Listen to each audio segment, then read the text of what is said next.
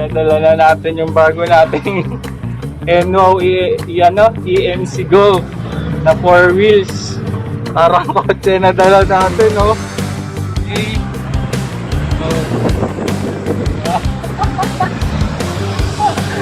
Ay, kaya alam mo kotse na eh. Tawa kasi lang lang. Parang mas malapad pa tayo dito eh. Like nito. Oh, diba?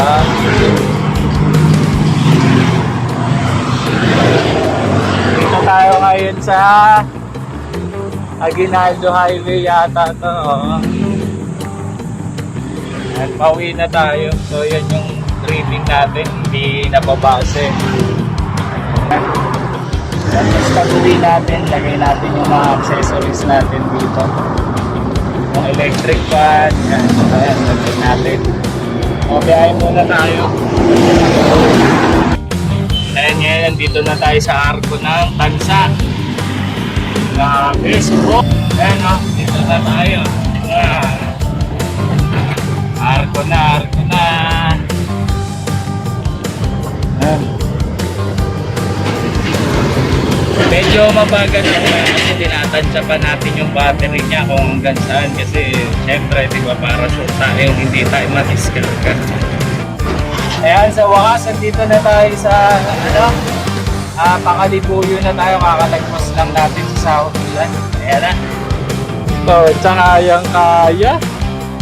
Grabe, isipin mo, layo ng pinanggalingan ko, galing pa ako sa Kawit, sa Pure Gold.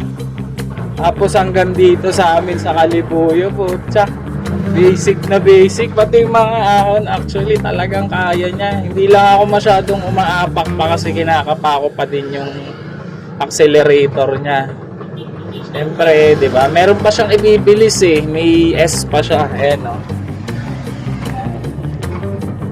So, ayan na. Lapit na tayo. Nakakatuwa. Nakakatuwa yung bilik talagang relax na relax. Sarap. Thank you Lord. So bali from Pure Gold Kawit hanggang dito sa amin, ang nabiyahe ko 13 kilometers. Kung isipin, ang layo din nun. Pero ang nabawa sa battery niya mga 5% lang. So ganun siya katipid. Meron na akong sounds nun tsaka electric fan. So let's go.